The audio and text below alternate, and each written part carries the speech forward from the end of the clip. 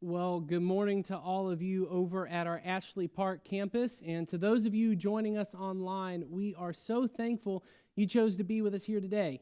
My name is Nathan Martin, and I'm on staff here at Community Christian. And as you've already seen, we are going to be continuing today in this series that's all about how to kill our relationships, because there's a lot of things in our lives that do.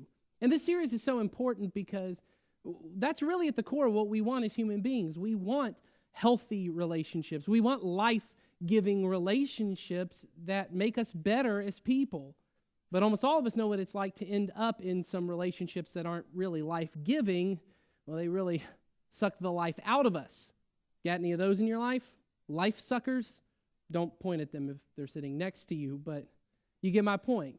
You see, God did not design us to live in these kind of toxic and unhealthy and really unsatisfying relationships. In fact, we believe the God who made us and who loves us has so much better in mind for us than these kind of relationships. And so throughout this series, we're going to be looking at this study done by an organization called Prepare and Enrich, and they've really created this assessment tool that they modeled after about 21,000 couples they did this with, and then now they've done this assessment with over 4 million couples, and through it, they've identified what are really the kind of things that all unhappy, unhealthy relationships have in common. And here's the truth. Even though this study is done with premarital couples and married couples, we really believe that all they are these kind of underlying principles that apply to all relationships, and we actually think they line up with what the Bible teaches about how we should love everyone always. And so we really believe that God designed us to have better friendships than the ones we have, and to have a better marriage, and to have better relationships with our coworkers and our neighbors. And yes, we even believe God can make your relationships with your in-laws better. That's how good God is. And I think we all know how important this whole thing of relationships is, because this whole series really, its idea is to help us identify these things that live within all of us that, well, we're mostly unaware of. They're these really unwritten rules that most of us operate under that will kill our relationships. I mean, these are things that none of us really want to say out loud. No one's writing them down. Like, no one's got one of those cutesy little board signs that we have hanging up in our homes. You know, I'm talking about the ones that are like, in this house we do. You know the ones? No one's got these rules written down. No one's got, in this house we do guilt trips. In this house we do the silent treatment. In this house we do backhanded compliments. Now, that might be a little more accurate to the actual family rules in your house, but that's not really what we want to admit to. And so really what we want to do in this series is expose these kind of unwritten rules that will kill our relationships. And so today we're looking at what is the second most common relational killer, and this is it. It's inflexibility. Well, let me tell you how this unwritten rule sounds in your life. See if you can finish these statements here, and I'm asking for actual participation for you guys out there at Ashley Park, so kind of wake up from your recliners and play along with me here. So see if you can finish this. It's my way, or... Now, I'm going to assume that I got about 17% participation there, so we're going to try this again with everybody. It's my way, or the highway. That's how inflexibility sounds in relationships, right? I get what I want, do things my way, kind of straighten up to what I see fit into my expectation, or I'm done, or we're done. This relationship will not work. It's inflexibility. Here's another one. See if you can finish this one for me. It's a little more popular, I think. If mama ain't happy, ain't nobody happy, right? Some of you ladies wanted to applaud to that when you're like, I got myself a t-shirt and it's on my coffee mug. I got it on my bumper sticker. You're proud of that one. Mama ain't happy, ain't nobody happy. It's just inflexibility. Now, the number one killer for relationships is what we talked about last week. It's bad communication. It's communicating in code, or just choosing really not to listen and see things from another person's point of view. But the number two killer in relationships is this. It's inflexibility.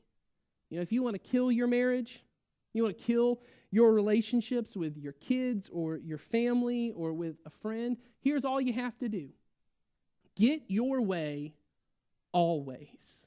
You want to kill a relationship? Make sure you get your way always. Win the argument every time. Control everyone else. Shape them in your image. Never apologize. Never give in. Hold on to your dreams, your standards, your expectations, and never give in, because if you gave in, well, then you'd lose. And we don't really want to say it this way, but we almost all have kind of this underlying belief that we think what it takes for a relationship to be good and healthy is that we get what we want. That's what it takes for me to be happy, is I got to find the right kind of people who live the way I want them to and look the way I want them to and act the way I want them to, and then I can be happy. Well, we don't really want to say it, but that's why we become so inflexible with our expectations of the other person and the relationship. And, well, how much should we really see each other as friends and what each person should do in the relationship? We don't really want to back down or give in at all because, well, that would just be us losing. There's a teacher and an author named Robert Roberts, which, come on, what is that name? It's like last name Roberts. Just name him Robert. It'll be easier. But he wrote a book, and he wrote about a group of fourth graders who were playing a good old-fashioned game of balloon stomp. Now, a balloon stomp is that game where you tie a balloon to the leg of each child, and you tell them to go out, and you got to pop all the other balloons, and the last person to be there with their balloon unpopped is the winner, right? Pretty basic game on this, okay? Well, Robert says that there was a group of fourth graders, they go out to play it, and he says it happens almost exactly the way you think it would. And here's how he describes the first game. He says, the balloons were relentlessly targeted and destroyed. The entire battle was over in a matter of seconds. Now, some feelings were hurt as the final child with their unpopped balloon strutted across the room in victory. See, in order to be good at this game, you have to be pushy, rude, and aggressive. You have to do whatever it takes to get your way. But then Robert said there's a second group of children who go out and play this game. But this group of children, they all had intellectual disabilities. And he said things go differently with this group. This is how Robert describes it. The one idea that these children understood was that the balloons were to be popped. So it was the balloons, not the other players, that were viewed as enemies. Instead of fighting each other, they began helping each other pop their balloons. One little girl knelt down and held her balloon carefully in place like a holder for a field goal kicker.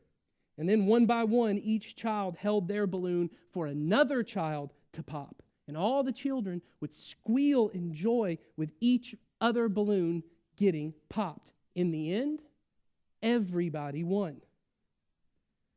Don't you love that kind of story? See, in relationships, though, we all have these expectations of how things should go and what people should do, and we become fixated on changing these things about the other person or just straight changing the other person, and so we just begin stomping and stomping and stomping to get what we want. And all that really happens is, well, we stomp on the people we love the most. They become our enemies, and we may win the argument. We may win at making our spouse behave the way we want, or making our friend behave the way we want, or by forcing our children to kind of fit into this mold that we really think they should fit into. We may win in the moment, but we lose the relationship. You see, on this Prepare and Enrich assessment we're looking at over this series, the researchers found that 87% of the unhappy couples, the unsatisfied couples, said their partner was either too stubborn or too inflexible. They never changed. They always had to get their way. But out of the things that all happy couples, all satisfied couples shared in common, the second most important thing they identified to their relationship was couple flexibility. It was the ability of each person in the relationship to just adjust to one another, to adapt their expectations. And this isn't just true for marriage, it's for all relationships. And so how do we learn to be people who are flexible in our relationships, and we don't have to hold tight to all our expectations, and so everybody can win in our relationships? Well, I think the first step is to stop fixating on things that you can't control. Stop fixating on the things that you can't control. Dr. Alan Parducci, who's a researcher at UCLA, wrote about relationships like this. He said, money, success, health, beauty, power, that has little to do with a couple's happiness. It's not all this external stuff that we get fixated on controlling. Instead, a major factor determining happiness has to do with each partner's ability to adjust to things beyond his or her control. So it's not how your wife behaves. It's not how your friend behaves or doesn't behave that is making you unhappy. It's not what your boss does. It's not what your kid does. It's not anyone else's behavior that is making you unhappy. It's your ability to adjust to things outside of your control, to adjust your expectations, to adjust your dreams for the relationship. And in case you're not really aware of what is within your control and beyond your control, I've provided a graphic for us that makes it very simple. You may have seen this before. Here it is. Your behavior, your thoughts, your emotions, the effort you put into the relationship, that is on you. That is your control. It's your responsibility. But everyone else's behavior, everyone else's thoughts, their emotions, the effort they put into the relationship, there's nothing you can do to control that. And you might be thinking, yes, but how do I get them in my control? That is a different message for a different time. My wife and I have been together since we were 15, and when we first got together, even before we got married, it became clear to me pretty early on, we don't view time in the same way.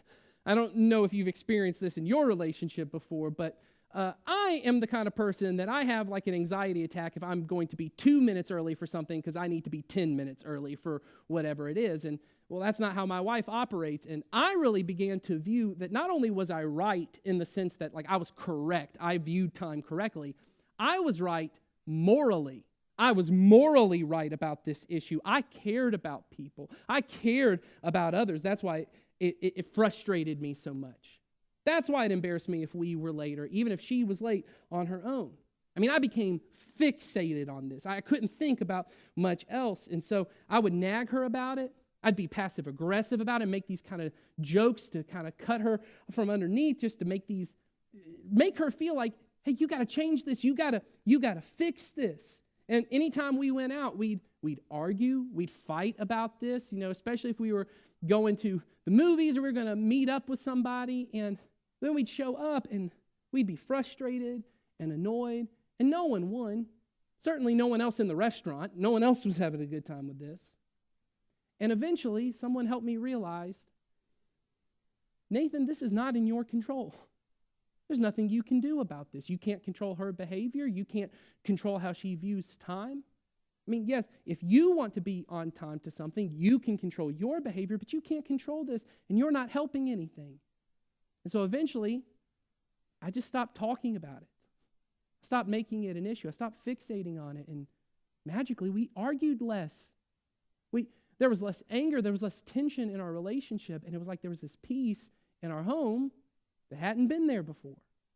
I just stopped fixating on it. And as long as you fixate on what your friend isn't doing for you, or as long as you fixate on the status of your sex life in your marriage, or as long as you fixate on the expectations that everyone else is letting you down on and they're disappointing you on this, you will continue to be unhappy, and you will probably make them unhappy as well. But when you admit, that's out of my control, there's nothing I can do about this. When you choose to adjust your expectations and stop fixating on these things that are outside of your control, the happier you will be, the more satisfied you will be in your relationships. That really leads, though, to the second thing you have to do in order to be flexible, which is to admit, just because I want it does not mean I deserve to have it. Now, this one is difficult for all of us because we really live in a world right now that everything within us and outside of us is telling us if you have a desire, it's good for you and you should go after it no matter what it is. And if someone's trying to stop you from having it, they're oppressing you. And if you just choose, well, I'm not going to indulge in that desire, then you're repressing yourself. And so we really begin to feel like, if I've got the money, I should spend it. I deserve to spend it. And you know what? If I want to do it, then I should go for it. And if I've worked for it, then I earn it. And that means I deserve it. And in the end, we end up using this in our relationships, and we begin feeling the same way. I deserve a friend who will drop everything when I'm in need, or I deserve a friend who will answer my calls the moment the phone rings. I deserve a boss who will not only listen to my opinions, but take them into consideration. It's the holidays, and I deserve a family. I deserve children who will come and be with me. I deserve it. I deserve a spouse who lives up to every expectation and fantasy I have ever had. I deserve it. And because I deserve it, when you aren't giving me what I want, I don't just feel disappointed. I feel like you've cheated me. I feel like you've robbed me of something. You've stolen from me the dream, the relationship that I've always wanted. And so I feel like I've got every right to fight for what I want. I feel completely justified in nagging you or manipulating you or guilt tripping and pouting and yelling when I don't get what I want, because if I want it, I deserve it. It's my right as the husband. It's my right as the wife. It's my right. I'm mom. I'm dad. I'm grandma. I'm grandpa. I'm the friend that stuck by you and no one else would. I'm your boss. I deserve it. And if I deserve it, you don't give it to me, you're stealing from me. And the more I hold on to my rights, the more inflexible I become, and the more miserable everyone becomes. So let's be honest, you've done this before. It has not worked out for you. You have held on to your rights or your expectations in a situation so tightly that you have choked out the relationship. You have held on to your right to get what you want and to control how your spouse behaves, or to control their feelings, or to control their thoughts. And you may have even gotten what you wanted in the moment, but you lost the relationship. You lost the person. And here's the kicker. You may have even been right. You may have been right about what they should have done. You may have been right about that relationship. You may have been right about everything. But you held on to your right to be right, and you righted yourself right out of a relationship with them. You held on to your right so tightly, and you missed the relationship.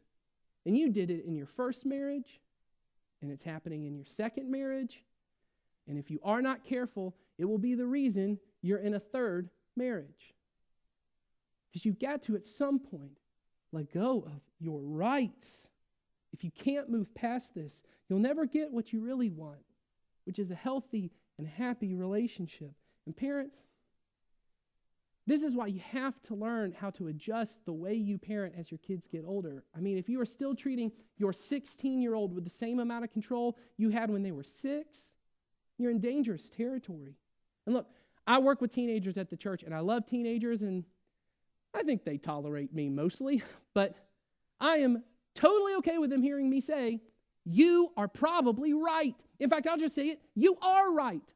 You are right about what they should do. You are right about how they should handle their school and their future. You are right about this loser that they're dating or that they're going after. You're right. But if you are not careful, you will write yourself right out of a relationship with them, which is ultimately what you want. And see, this holding on to rights, this is how relationships have operated since the beginning of time. But then Jesus came on the scene, and he offered this new way of dealing with relationships. On the night before he died, Jesus is having a meal with his final followers, and he tells them a new command that he's giving to them. This is it. He says, love one another just as I have loved you. And see, that may not sound that new, but I really think if you notice the details on this, it is. This isn't Jesus saying, hey, treat one another the way you want to be treated, which is something he said, but he's like, now I'm taking it up a notch. This is not about how you want to be treated. This is about how I've treated you. That's a whole nother level. This is not about what you want. This is about what you've seen me do. And see, if you just focused on that for the rest of your life, that's all you'd need. Love everyone always, just like Jesus did. But even the earliest followers of Jesus, these earliest church leaders, they understood we don't really want to look at the fine print and figure out, every single area of life how loving like Jesus looks. And so they would write these letters to these early churches, and they'd kind of just tease out, what does this look like in every single relationship, in every single area? And one of these early church leaders is a guy named Paul, and he's writing to a church in Philippi about what we're talking about today. This is what he says. In your relationships with one another, have the same mindset as Christ Jesus. Paul is saying, if you want to live out this new command, you want to love like Jesus, you want to live like Jesus, you got to think like Jesus. That's what we talked about in our last series, better thoughts, having the thoughts of Jesus. And then Paul explains this is what the mindset of Jesus looks like, and it's a whole new way of thinking.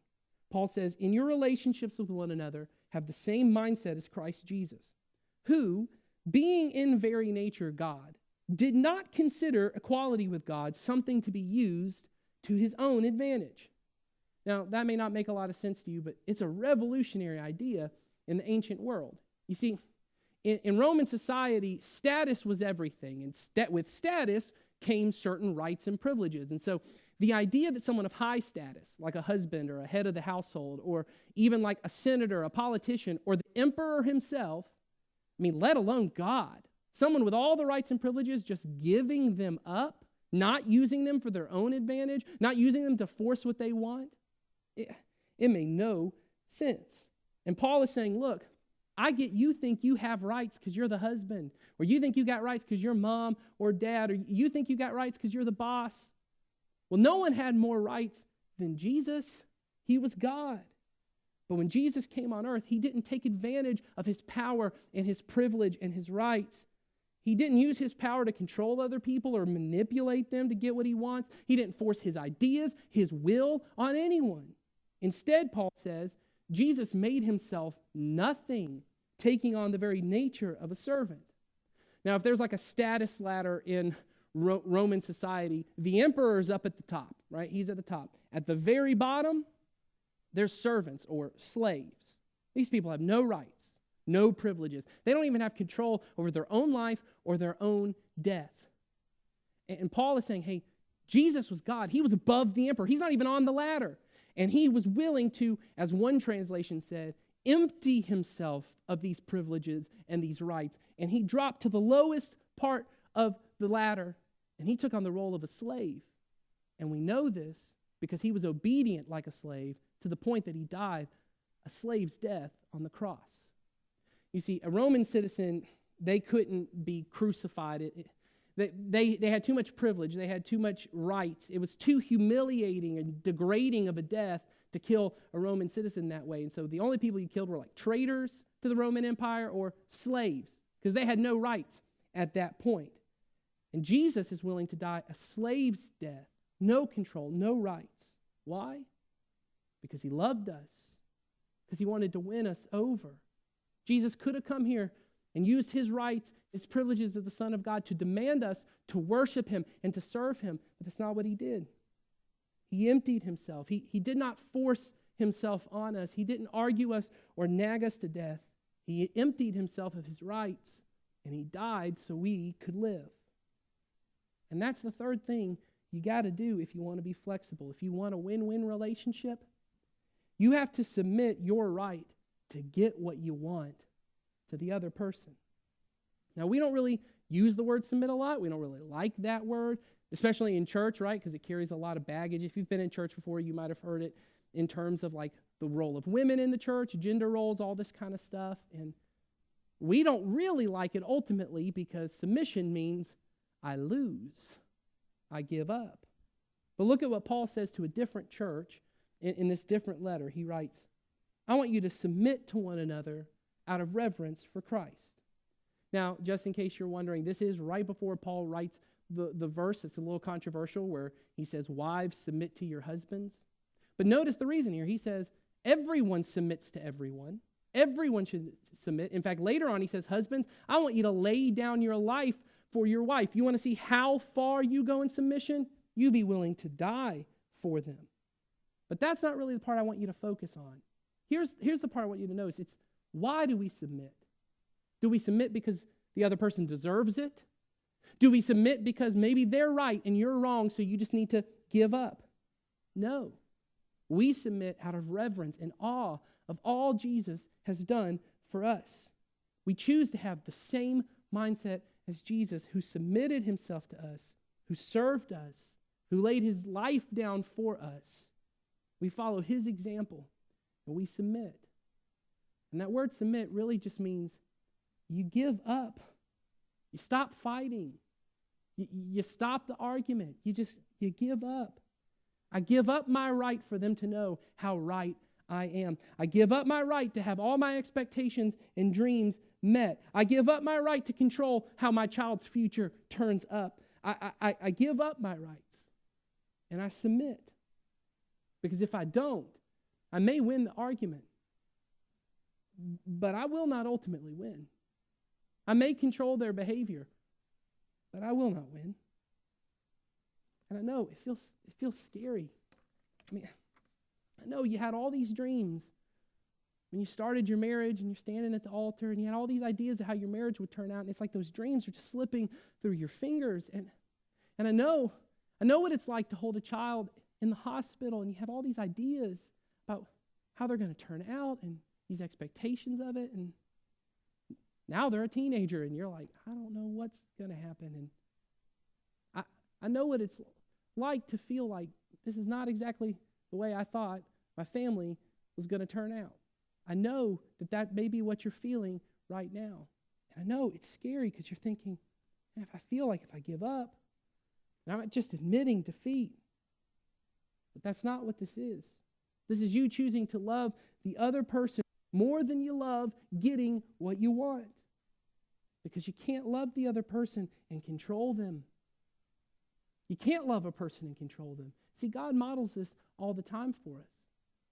He doesn't control us. He doesn't force himself on us. He serves us. He submits to us, and he doesn't control us or force his will on us.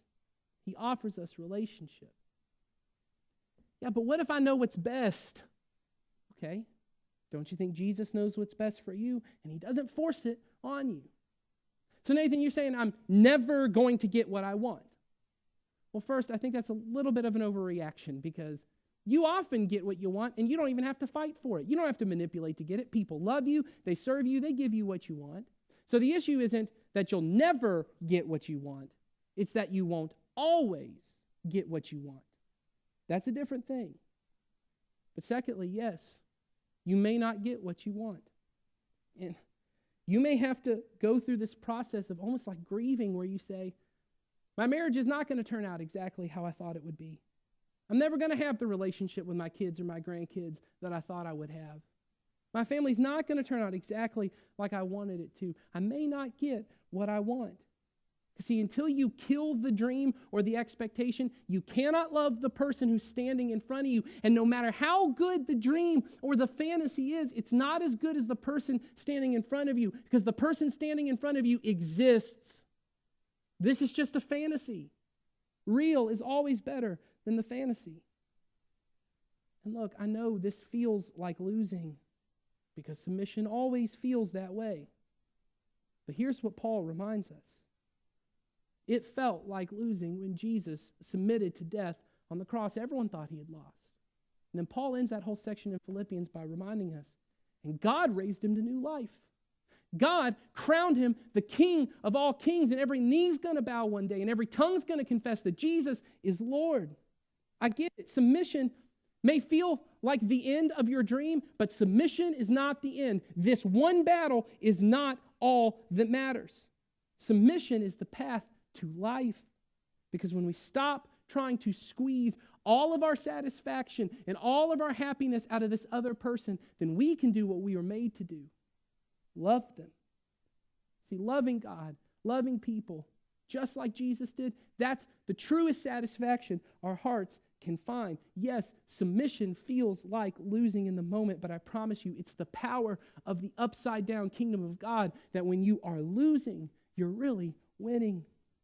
Because now, instead of fighting to hold on to the life you always thought you wanted to live, you now are living the life you were made to live. You are loving other people the way God has loved you. So here's my challenge for you and for myself this week. First, identify an area in your life where, in a relationship, you're just being inflexible. And if you don't know what that is, here's a great clue on it. What causes the most conflict or the most tension in your relationships? That's probably a great place to start. So you identify that, and then secondly, you ask, is this something that's in my control?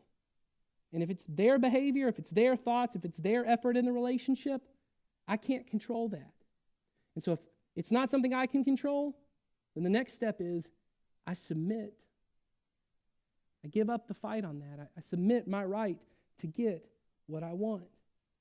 Now, let me be clear. I'm not saying that this is a way for you to just let people walk all over you, if that's what you're feeling right now. This doesn't mean that you don't even speak the truth about bad behavior or wrong behavior or sinful behavior. It certainly doesn't mean that you allow sinful or damaging or hurtful or abusive behavior to continue. That's not something you just give in on. That's a whole other message, but what I'm saying is this is not an excuse to not have healthy boundaries in your life. This is not an excuse for you to not have that difficult conversation you know you should have. This doesn't mean that you don't ever speak the truth about bad behavior. This means that you give up the right to control another person. This means you give up your right to squeeze the happiness and the satisfaction in your life out of them. You give it up. And then finally, you have to trust that God is going to satisfy your desires. These things you submit on, you feel like you're losing, you remember that God is the one who satisfies all the deepest desires of your heart. He's the only one who can do what you really want. See, if you do this, you'll stop killing your relationships because you'll give up your right to get your way always. And instead, you'll love like Jesus has loved you, and that's what you were made to do. So would you stand with me right now? And I want to pray that God would help us to do that this week. Heavenly Father, we are so thankful for the example you have set for us, for the way that you submitted yourself to death on the cross on our behalf. You gave up your rights and privileges for us. And God, even though we're scared of this and we really want to hold on to our rights and we feel like it's the only way to get what we want, would you give us a peace this week to know that the submission is the right way? And God, would you give us your power to submit to others out of reverence for what you have done for us? We thank you for Jesus and his sacrifice for us. It's in his name we pray. Amen. Thank you guys for being here. We'll see you next Sunday for the next week of how to kill your relationship in 30 days.